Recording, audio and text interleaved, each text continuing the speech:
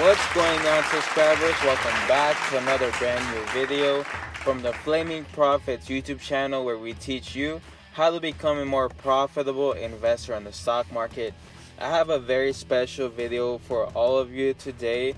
We're gonna go ahead and take a deep dive into the mentality of a CEO. This is exactly how you have to think and analyze information if you ever want to be successful in business, or even if you aspire to become a CEO one day, just like I do. So we're gonna be examining a very special documentary of Larry Ellison, the CEO and co-founder of Oracle Corporation. A lot of you might not have heard of him, but he's a very influential figure, and I absolutely love all the knowledge, the way he talks, the way he describes his business in this interview, and it really gives you an inside view of the way that a CEO thinks and the way that a CEO has to think in order to have a successful business. So that's what we're going to be covering today. I hope that all of you enjoyed this video and get a lot of value from it. Please make sure you like the video before we get started. And I do want to share some special links before we get started. This is 2 free stocks with Webull. I am absolutely loving the platform, and I'm loving all the free stocks they're giving me.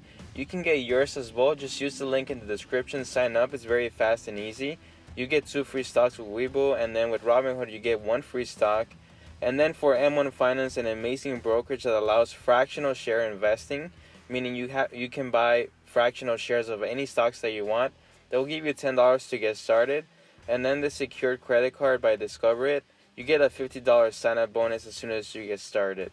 So Oracle, in case you haven't heard of Oracle, they're one of the largest database software companies in the world. And they actually reveal some inside information in the documentary that I'm going to show you on some plans that they have to eventually beat Microsoft as the #1 software company in the world.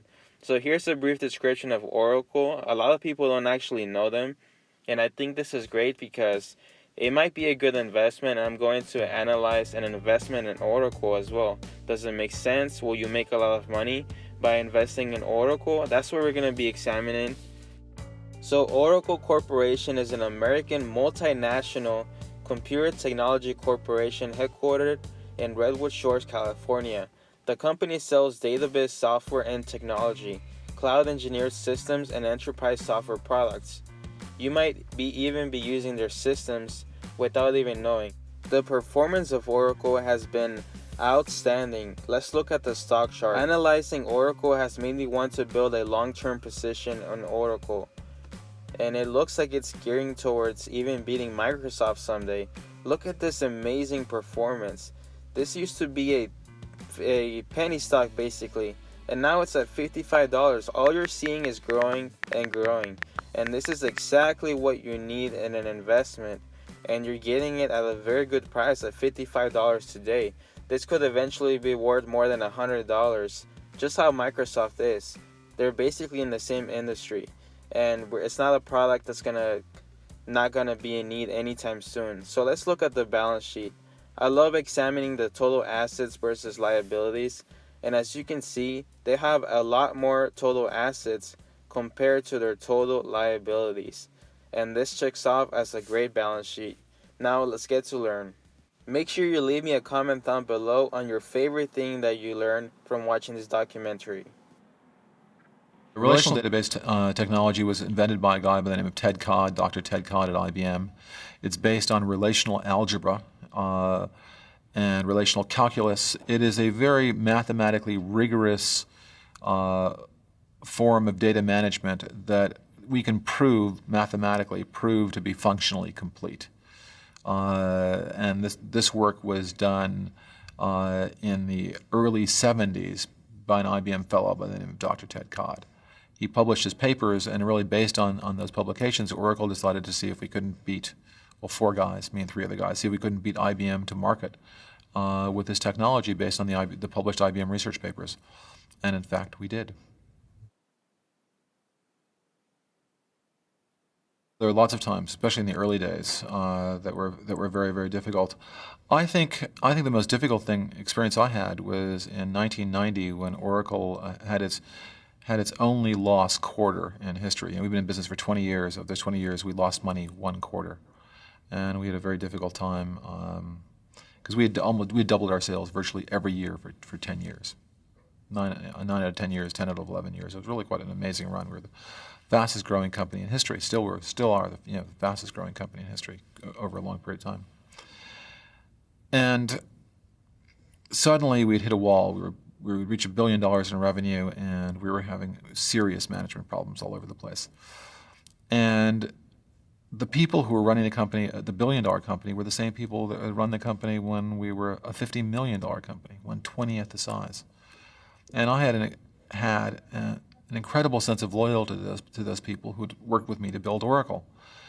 And it was a very painful realization in 1990 that I was going to have to change the management team, that the company had outgrown the management, that people who are good at running a $50 million company are not necessarily, those aren't the same skills. They're just different. Not one is better or worse. They're just entirely different skill set in running a $50 million company than a $1 billion company. And both skill sets are rare and precious. But we needed a different group of managers, and virtually the entire management team had to be replaced. And that means I had to ask people who I'd worked with for a decade to leave. I had to fire people.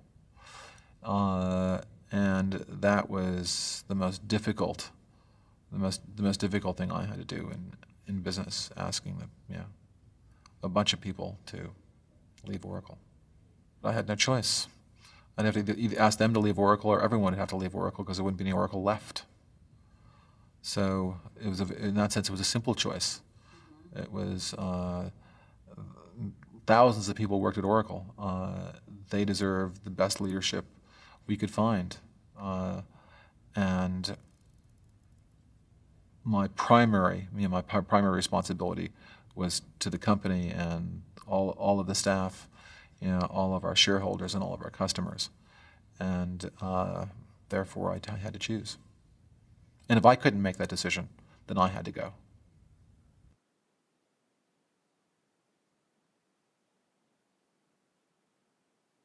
I was absolutely shocked the way we treated the Iraqis. We were incredibly aggressive against them. And, was that really right? Couldn't we have done that at different ways? I'm being sarcastic, by the way. Of course we're aggressive against the Iraqis. They were, they invaded Kuwait. They were threatening our oil supplies. They were threatening the world order. And of course, it was the job of our armed forces to defeat the enemy. It is my job to, go out in the marketplace and win. And we, run ads that compare our products to the competitors' products. We don't lie about that. We just say we can do this, they can't. We name the competition. It's fact-based advertising, and we say very clearly that that we're faster, and these tests prove it. We're more reliable, and these tests prove it. We're more economical, and so we'll name a competitor. That's considered. That's not terribly, even though the facts are true, it's considered a little bit rude by some people. I don't think it's immoral. I think that we're giving true facts to customers, giving valuable information to customers so they can make better decisions. It is Bill Gates' job to make Microsoft the biggest company on earth. That's what he's paid for. It's my job for Oracle to move from the number 2 software company in the world to become the number 1 software company in the world. That's my job. That's what I'm paid for. If I'm not aggressive enough in the pursuit of that, if I'm not successful in the pursuit of that, I should be gotten rid of. If the general running Desert Storm is not aggressive enough and successful enough in the pursuit of that goal, he should be fired. The corporation's primary goal is to defeat the competition in the marketplace. I think that my primary function is to have Oracle, is to make Oracle successful, to make it a good and interesting place to work, because we don't want people to leave. This is America. People can change jobs, and they'll go. And people like to work with other intelligent and interesting people. They like to do interesting things, Oracle offer, we have fantastic salary scales. I think we're the highest paying company in Silicon Valley. We have wonderful benefits. all of these things. But again, don't mistake any of that for altruism. That is in our interest to retain our employees. Their job, my job, is to build better products than the competition, sell those products in the marketplace, and eventually supplant Microsoft and move from being number 2 to number 1. That is our reason for being. Oracle is the number 1 software company in the world for providing technology to manage information. But we're only the number 2 software company. Number 1 software company for information management, number 2 software company overall. Microsoft is the number 1 software company. But right now we're living at the dawn of the information age, not the dawn of the PC age. So we're wonderfully positioned to pass Microsoft and become number 1. That's my job. The personal computer was designed as a standalone device. There was no internet around 1981 when the PC was invented. There were in a lot of local area networks and corporations and schools and government agencies back in 1981. The world has changed. There are networks everywhere, around the world, in offices, in schools, in major government institutions. So why not have computer networks that are similar to television networks or telephone networks? A television network is enormously complicated. It's got satellites and microwave relay stations and cable head ends and recording studios. And you have this huge, professionally managed network accessed by a very low-cost and simple appliance, the television. Anyone can learn how to use a television. 97% of American households have televisions. 94% of American households have telephones. Telephone, again, a very simple appliance attached to an enormously complex, professionally managed network. Why shouldn't the computer network be just the same?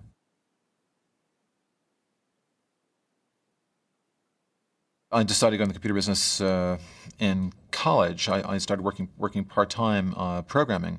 I found it in a very short period of time I could make more money writing programs than a tenured professor at the University of Chicago was making. And I was a teenager. And I said, this is kind of cool. And it was also fun. It was like a big game. It was like working on puzzles. So I enjoyed it. It paid extremely well. I could work at home. I could work at my own hours. No one quite, and the computer, and I closely associated with computers because they were absolutely a slave to reason. They knew nothing about fashion. They were completely logical, and I enjoyed spending time with them. So I liked what I was doing.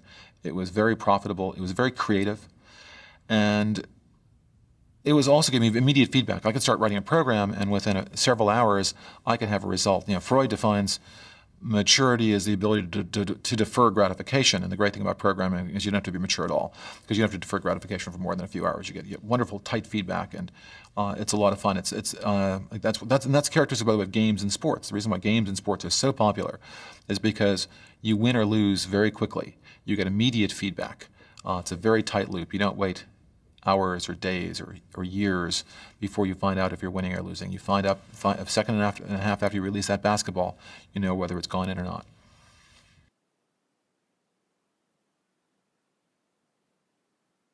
It was in school, and they noticed when I was writing programs for school that I was getting done faster than everybody else. So they offered me a job. And I figured out very, very quickly that rather than being paid by the hour, I was much better off being paid by the program. So I figured that. So I was working for the university, and then I started doing consulting for local businesses, and that worked very well.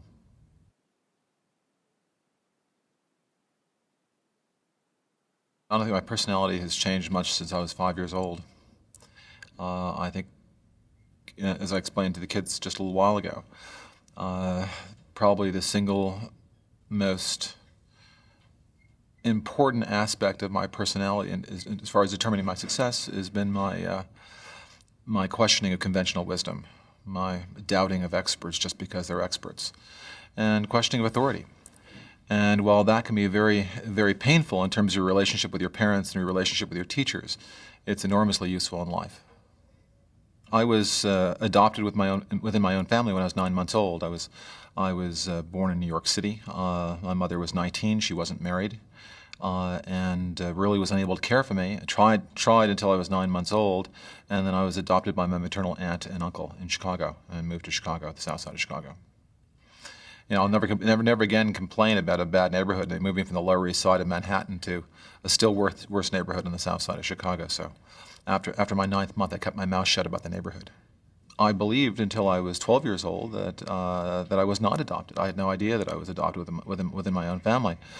So again, I don't attribute very much of my life, my personality to my adoption. I do attribute it an awful lot to my relationship with my father, who was a Russian immigrant, came here, was very, very poor, dearly loved this country as only an immigrant can, loved our government as only an immigrant can. He was a pilot in World War II, bomber pilot.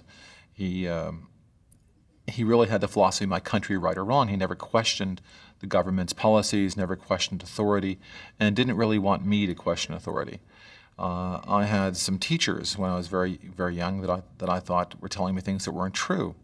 And when I tried to ask questions, they basically wanted me to respond, parrot back what they said. They really weren't interested in a discourse with a child or a debate with a child. They said this was true, and you are smart if you can repeat back to me exactly what I said to you. And I had a real problem with that as well. So I had very strong authoritarian figures both in school and at home, which served as wonderful examples of how not to be. My mom was supportive, and I had a mixture of teachers. Some of the teachers were wonderful, and some of the teachers were awful.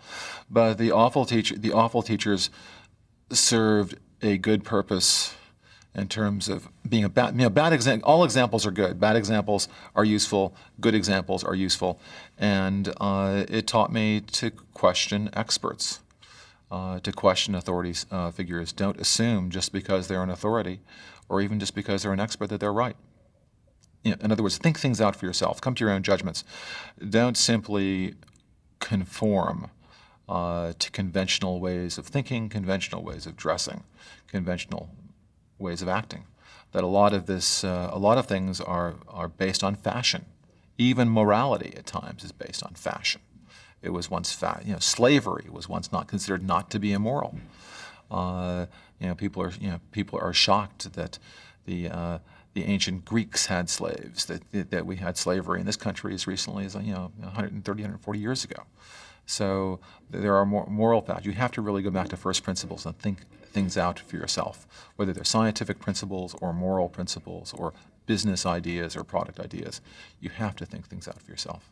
Well, I don't know if you watched the movie Independence Day, but the discourse between the father and the son in Independence Day, where the father said the government knows everything. The government has experts for everything. If they want HBO, they'll call you on it. Again, I don't know if you saw this, but I think it's this notion that we really can't understand, but the government is always right. We really can't understand, but our teachers are always right. We really can't understand, but our clergymen are always right, and just use them as your sole beacons in life, and don't try to figure these things out on your own because you really can't. You're not smart enough, and just find the appropriate experts and follow their light. I think we're born slaves to reason, and it's really reason that's beaten out of us through a process of trying to please our teachers. I think we have two fundamental drives in our life. We want to be loved, and we want to please people. And we know how to think, we know how to reason. And these are often quite at odds because we're asked to believe certain things, believe certain things are correct. That we have to wear our hair a certain length and dress a certain way. And if you want to be loved, you want to be accepted by your peers, you want to be accepted by your family. And there's a tension there. And sometimes we're pleasing our parents, sometimes we're pleasing our peers. But we're often just conforming to some fashion, figuring out what the group wants from us, and then conforming to that because we want to be accepted and loved. There's this other fundamental drive inside of us where there's often tension between the two, and that is the ability to think, the ability to reason, the ability to come to conclusions as to what works and what doesn't, what's fair and what's not fair, what's right and what's wrong. And when fashion and the pursuit of love is in conflict with reason, too often, fashion and the pursuit of love wins. In my case, it didn't. I did not give fashionable answers to questions. And that's why, and that's what shocks people. Because when you ask a question, you expect everyone to answer it exactly the same way. In fact, you really don't need to ask the question because this is the fashionable answer. And and whenever you give an answer that you think about it, your own answer, what you really believe to be true rather than the fashion answer, people are sometimes shocked, amused, or even horrified, depending on the question.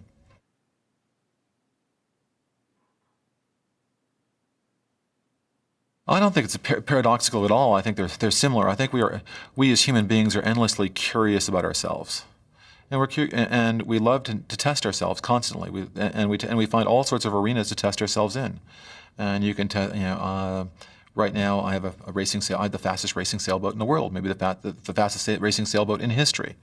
Sayonara has raced 26 times. We have 24 firsts and 2 seconds, and I'm discovering all sorts of things about me as I race that boat. I discover all sorts of things about me every day as Oracle competes with Microsoft for supremacy in the software world. So there's a wonderful saying that's dead wrong that says, why did you climb the mountain? I climbed the mountain because it was there. That is utter nonsense, ludicrous, and absurd. You climbed the mountain because you were there, and you were curious if you could do it. You wondered what it would be like. You wondered what the view was from the top. And that's how we explore. The thing that we're most interested in is exploring our own limits and exploring our relationship with others. We're much more interested in each other and ourselves than we are everything else. I think there are two things important in life, and that's self-discovery, learning about yourself and your relationship with others. And I spend my entire life in those two areas. So, balance is interesting. Play versus work. What is play? What is work? Define it to me. Is work something you get paid for and play something you don't? I put a lot of work into my flying. I put a lot of work into my sailing. I used to play tournament chess. I put a lot of work into that. And they were all forms of exploration. I put a lot of work into my career, into my job, where I get paid. But they're all kind of in pursuit of the same thing, in pursuit of this self-discovery and discovery of my own limits.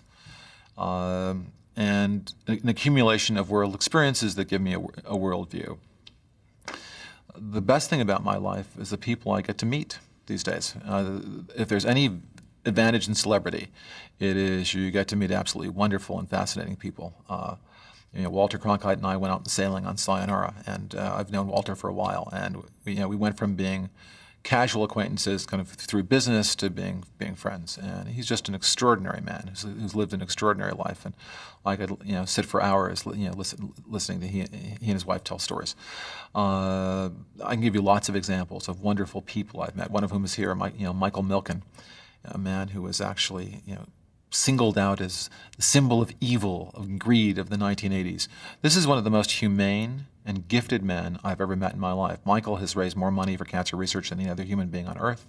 Michael has been dedicated to education for 20 years, and because of someone's political advantage, they decided to put him in jail for crimes that no one before or since has done. And it's not terribly fashionable to be a huge supporter of Michael Milken. I mean, I'm honored to have him as my friend, and I think he has made incredible contributions to humankind already, with a lot more coming up. But it's a long list of wonderful people that I've met and wonderful relationships that I work at that has enriched my life. And I suppose therein is the balance. There's a balance between self-exploration and building relationships with others, and that is, that's what are the important things in life. I think Winston Churchill has a wonderful quote, which is, "You make a living by what you get. You make a life by what you give." I think we live. If we live intelligently, we devise a strategy to intelligently pursue happiness. And there should be a book saying the intelligent pursuit of happiness, Hitchhiker's Guide. But there isn't such a book. But there should be. And I think more than anything else, that's what what all of us need is this guide to how to intelligently pursue happiness. I mean, Jefferson guaranteed our right to do it, but he didn't give us a map. And I think we should think of altruism, giving, as a strategy for happiness. Forget whether the morality of it all, that's the right thing to do. Instead, think of it as something totally in your self-interest. If you can help others, you will feel great. The more you can help, the more intelligently you can help, the bigger lever you can get on the world to make it better, the better you will feel about yourself, the more joy you will experience. That is the road to bliss. That is the intelligent pursuit of happiness, and that is what we should do. That is my argument for giving, not simply that it's the right and moral thing to do. It happens to also be that, but I don't find that as persuasive as that is the road to happiness.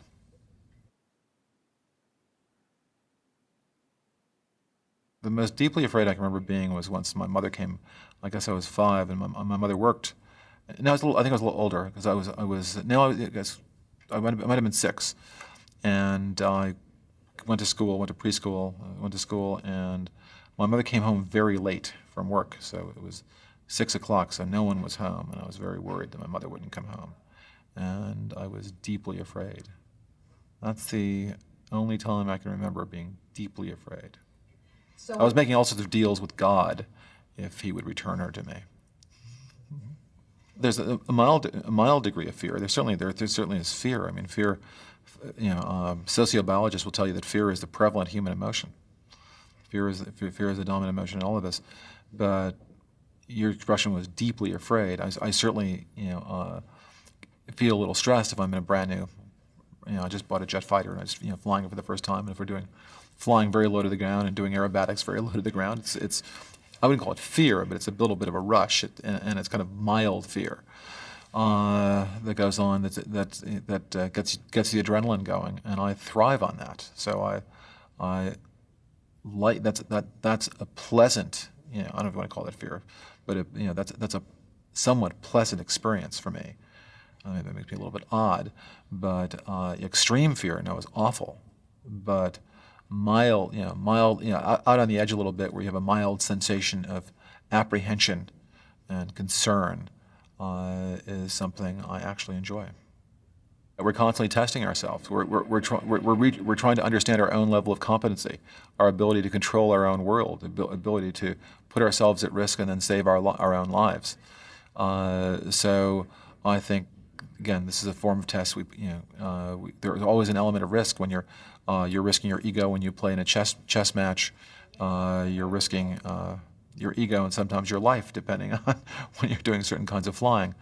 But in fact, I'm overemphasizing. I mean, I really don't think I do things that are endanger my life when I fly, or endanger my life. I mean, we were in a very nasty boat race from Sydney to Hobart. We were in a storm for 14 hours, but I really never felt like I was going to die. Sometimes I felt like I wanted to die because literally everyone on board got pretty sick, including, and they're all professional sailors. It was a horrible storm, and you had a lot of professional sailors were puking. But I never really felt the same kind of deep fear I felt as a child. I think most overachievers are driven not so much by the pursuit of success, but by the fear of failure. But again, unless failure gets very close and very nearby, that fear doesn't reach profound levels. But it drives us. It drives me. It drives me to work very hard. It drives me to make sure that my life is orderly, that I'm in control of my company, or in control of the airplane or boat or what have you, so that I'm not at risk of failure. And whenever I feel even remotely close to being at risk of failure, I can't stop working.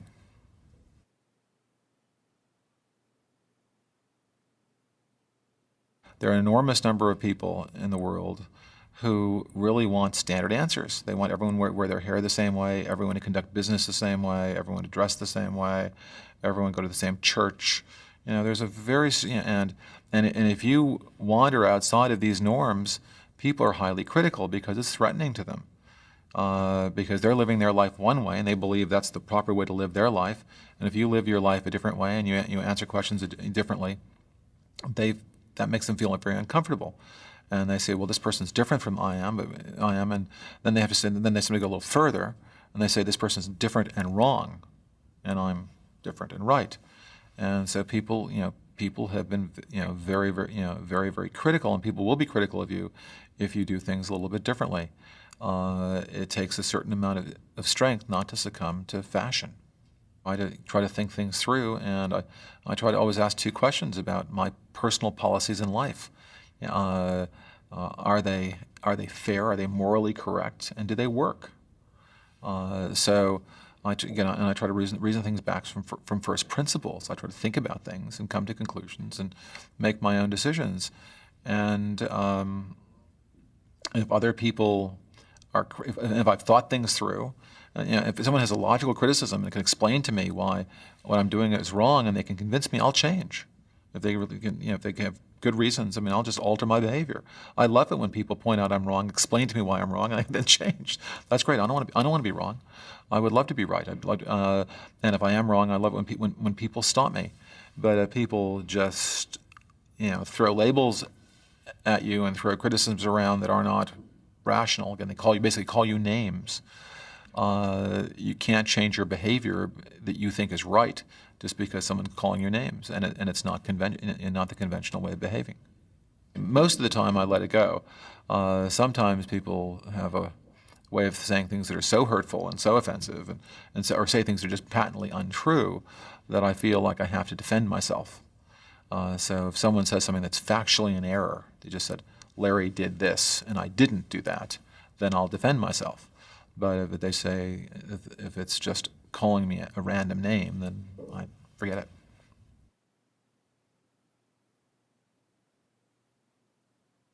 I think academic success is an advantage. But it by no means assures success in business. I think if you're an outstanding student, you're probably going to be reasonably successful in business. You might not be amongst the most successful people in business or even in science. The straight-A students sometimes are, there's no doubt that they have talent. Maybe it would be better if they gotten straight A's in math and physics, but flunked a sociology course where the professor was just awful, or got a C in a sociology course where there wasn't a need to always please, always do well, even if it didn't make sense to do well and put in the effort. So it's very interesting. So what you look for, at least what we look for when we're hiring people, are people that certainly have a strong aptitude in mathematics and in physics and in music, which is very highly correlated to mathematics, but also people who make judgments as to where they're going to invest their time. Wonderful story about a young man who was near the top of his class at Carnegie Mellon and quit the week before he was going to graduate. Without going into all of the details, it was that interesting judgment that he made, that he was just going to bail out, that set him apart, strangely enough, from a lot of the other very top grads that we have hired. He makes his own decisions, and that's a very useful thing. And I think corporations need a combination of people who hopefully all the people are talented. Some are people that really want to please and are easy to manage. Others really are kind of driven to their to a drummer only they can hear, and they will constantly question my wisdom and won't be the least bit shy about challenging me and hopefully keep me from making mistakes.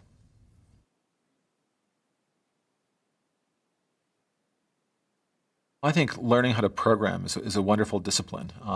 Again, computers are unforgivingly logical, and they'll do exactly what you tell them. And it's just a wonderful training to learn how to program a computer. So I would encourage people to take this up. Very much, it's much more important than handwriting.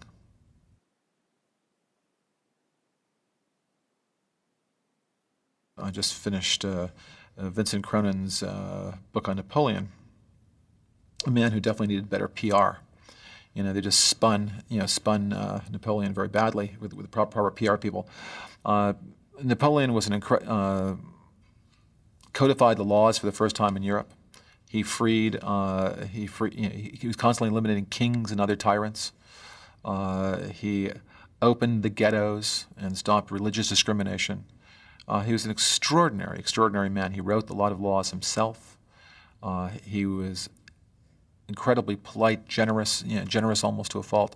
A remarkable person who was vilified. Was vilified by who? The kings that he deposed.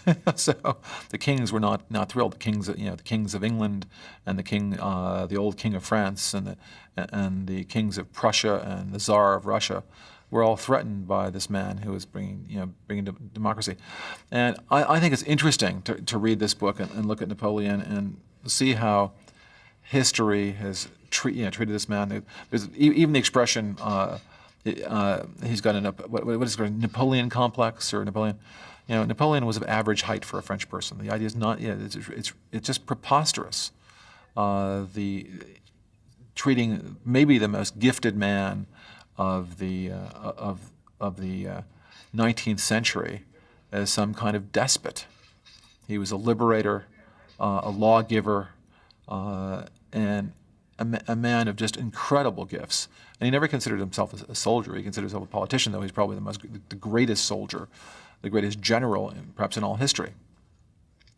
And I think it's interesting to read about him for a couple of reasons, to see what one man of modest birth can do with his life, and to see how history can distort the truth entirely.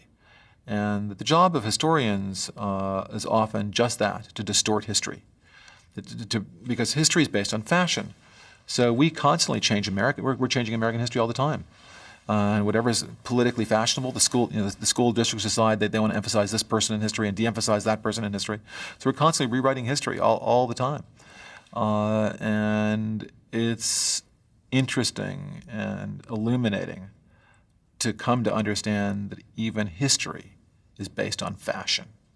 Even morality, popular morality, is based on fashion. Real morality is based on reason.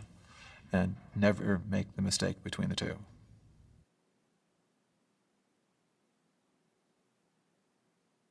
The opportunity in this country is astounding. Everyone who works hard and maybe a little cleverly has the opportunity to make almost anything possible. And that's the American dream, that anything here is possible. We are not held back. That immigrants come here and in a single generation do extraordinary things.